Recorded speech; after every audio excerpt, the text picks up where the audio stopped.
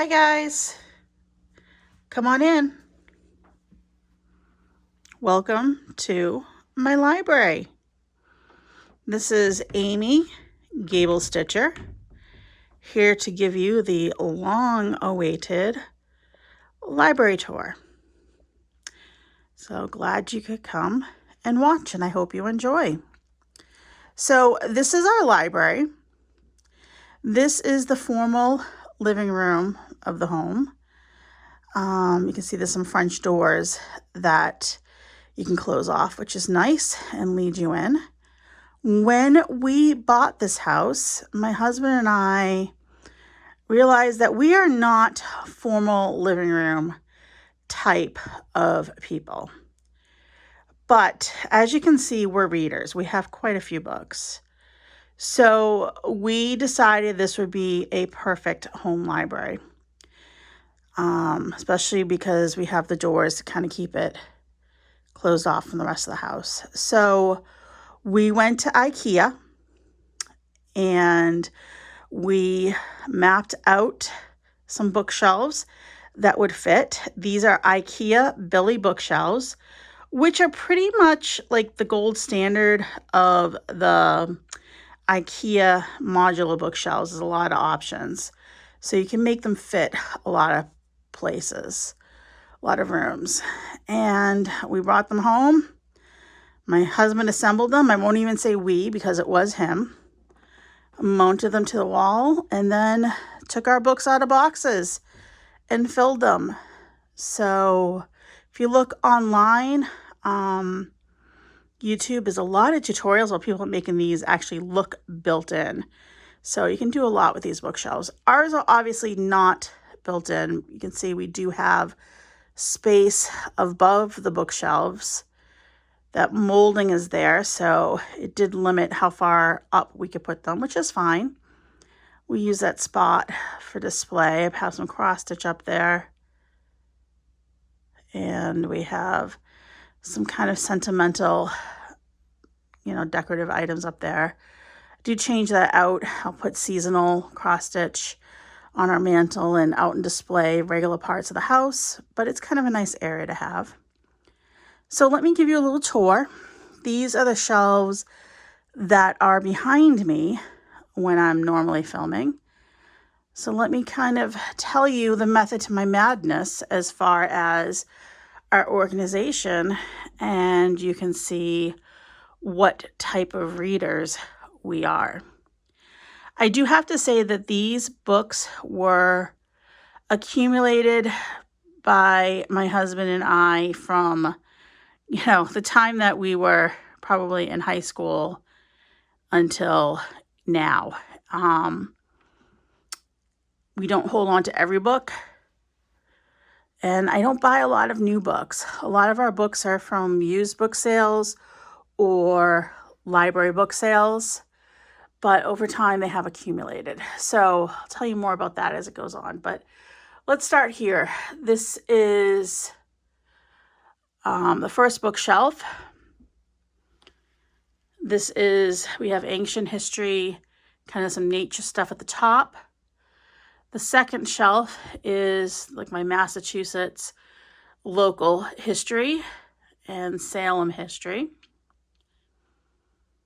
Then we have kind of presidential history, quite a few Kennedy books, as you know that we are in Massachusetts, so that kind of goes with the local.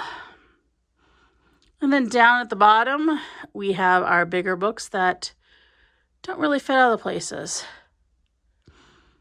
and aren't as pretty, but are obviously well used, as you can see. So that's the first bookshelf. Within the shelf, I don't have them organized as far as alphabetized or Dewey Decimal or anything like that. You can see I kind of have all my Salem books together, kind of have all the Kennedy books together, presidential books together. That works for me. The second bookshelf is also nonfiction, and this is kind of more of a little bit of a potpourri if it was a Jeopardy category. So more biographies, some history, travel logs. I really enjoy books about traveling.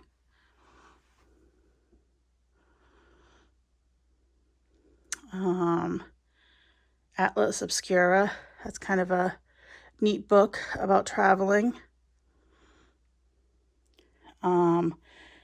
The shelf is my husband's shelf. He reads more of the political books than I do.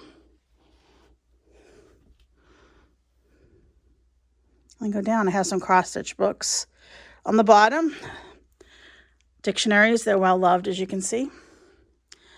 The other place that we pick up books is a lot of times if we go somewhere.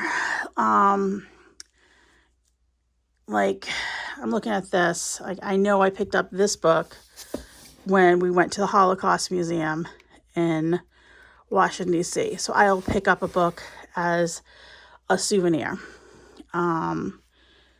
This book here, I know I picked up at the Newport Mansions.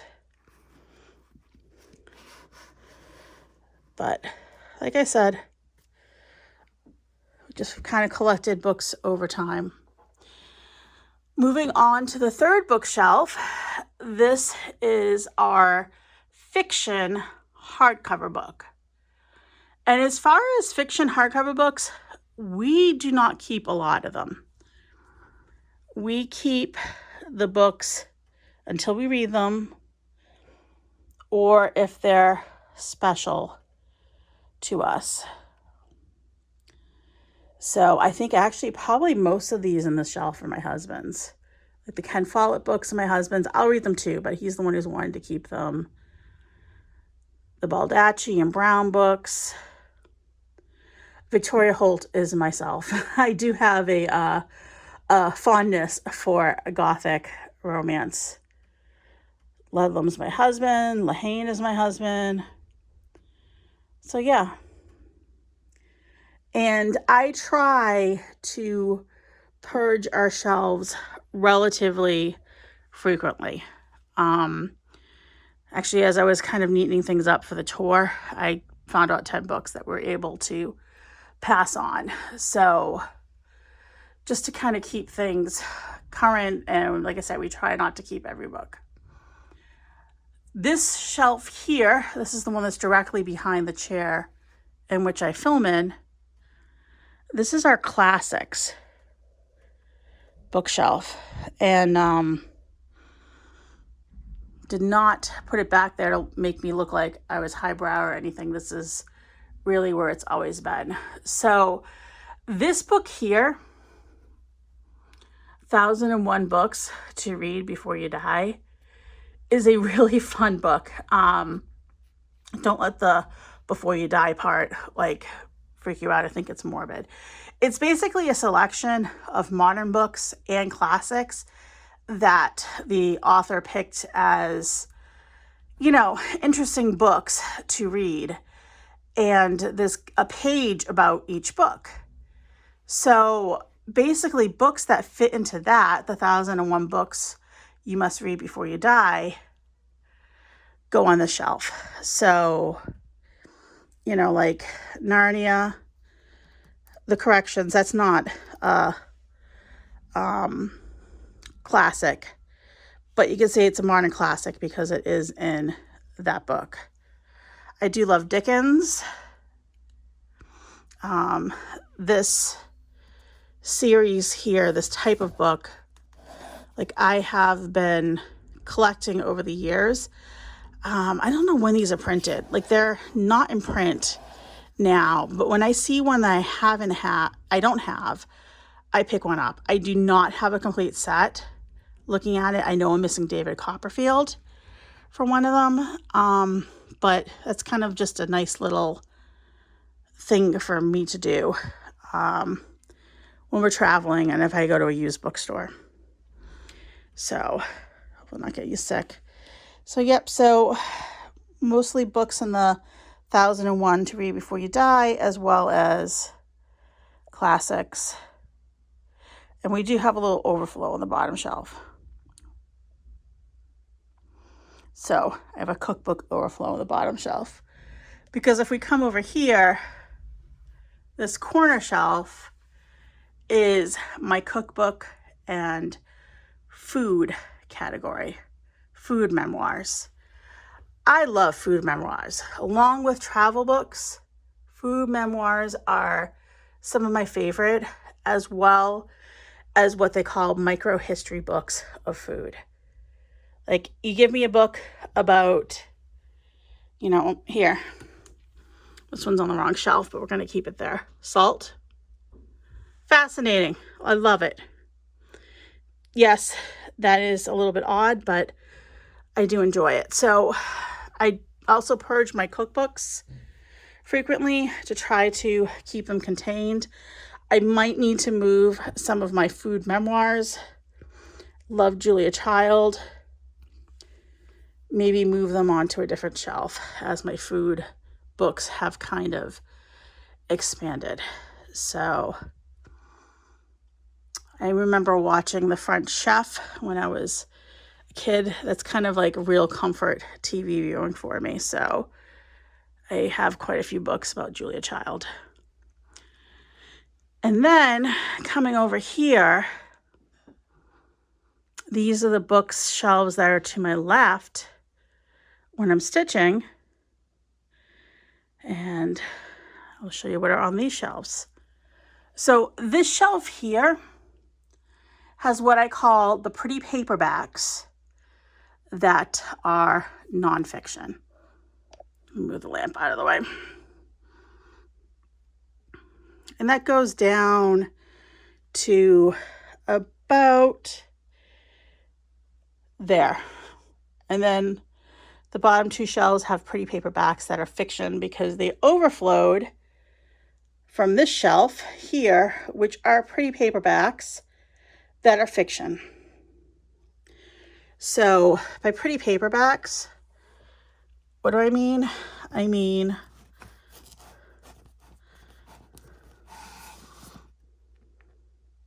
the trade paperbacks.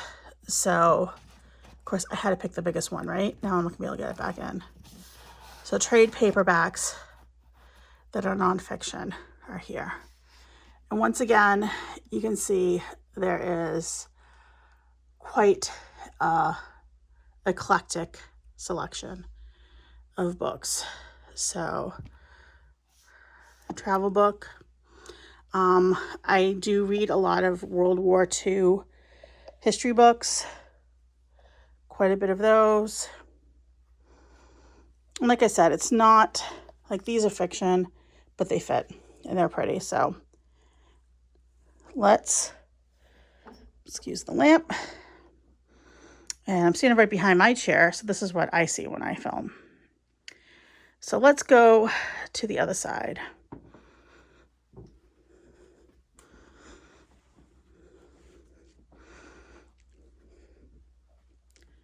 So here are the his and her recliners. So my husband is 6'7", so he has a large recliner, and I have a more normal size recliner for the average size individual.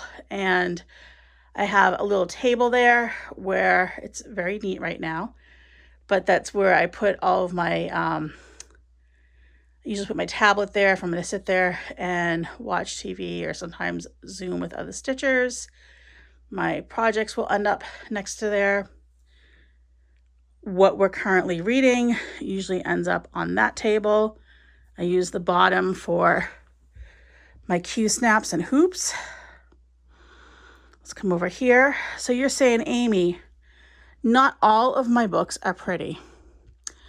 I know exactly what you're talking about.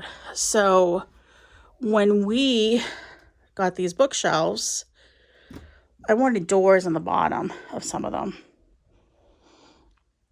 because that's where all of our non-pretty books go.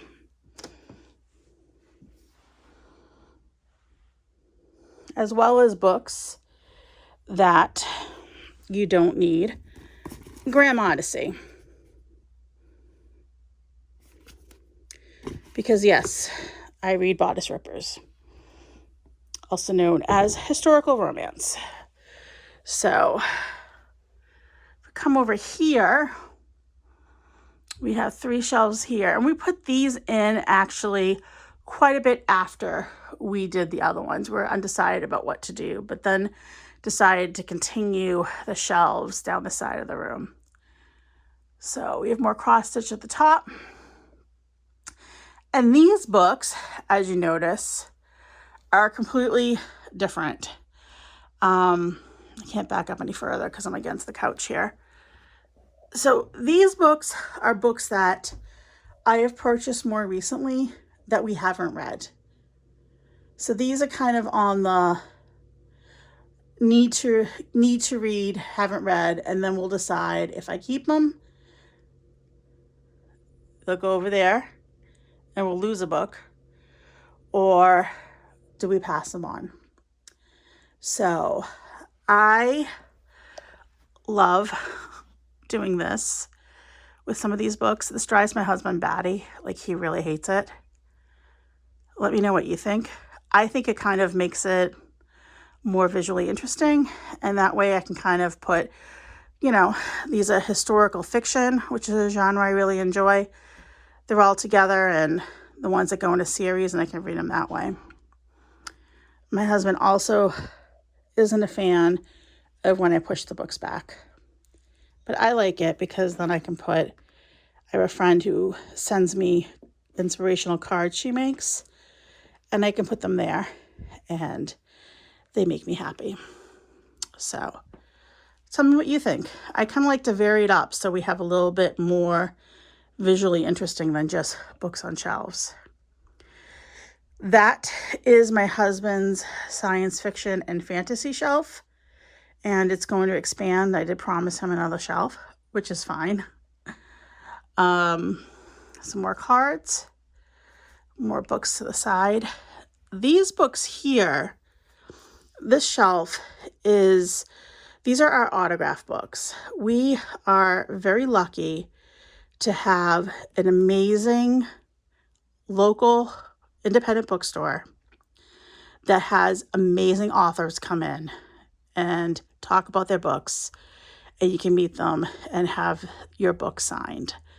So I got to meet Gregory Maguire, who wrote Wicked. He signed that book.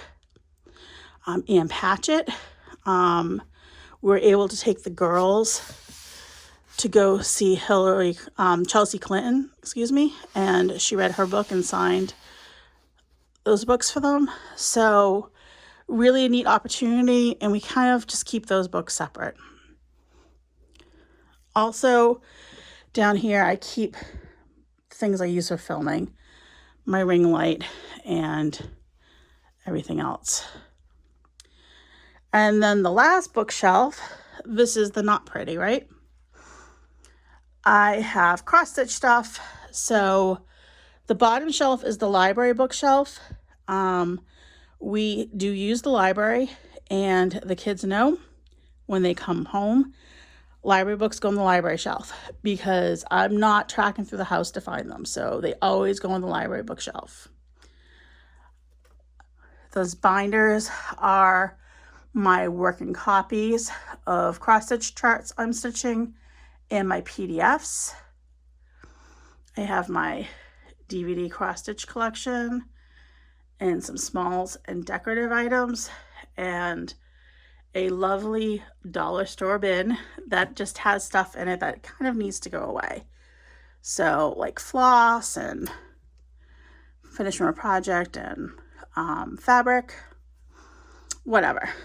And then, just so you don't think that I'm like super neat, here's my Monika Closet. So I have extra DMC in there, colored pencils, magazines, etc. So those are all the shelves. And I should take down all those cross stitch to show them on a video at some point. Okay. So coming here, there's a picture of my girls when they were little that a my sister-in-law's brother drew from a photo. And that's really nice. I have my computer. So this is my office, so to say. I have my computer. I stitch here. You can see my Larry stand and lamp. I zoom here, do what I need to do, you know, work-wise here, pay bills, etc., etc. And then over here, that nightstand is where I put my current works in progress that I'm stitching. So what I'm actively working on that month. I kind of change it out every few weeks or every month.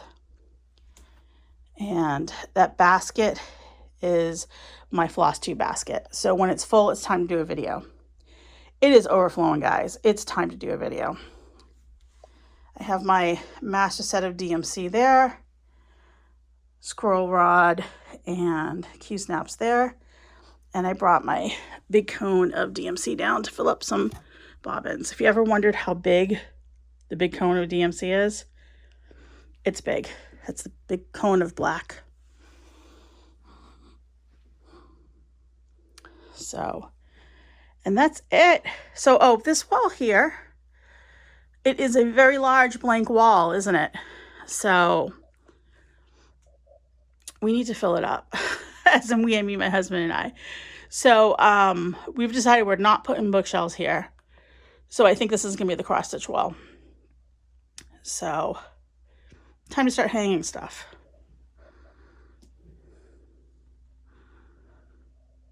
And there we are. That is the library. So thank you so much for coming to visit. Try to back up here to give you the view of the whole thing, which you never get to see. And let me know what you think. Hope you enjoyed it. And I hope you're all doing well. Thanks for watching, guys. Bye.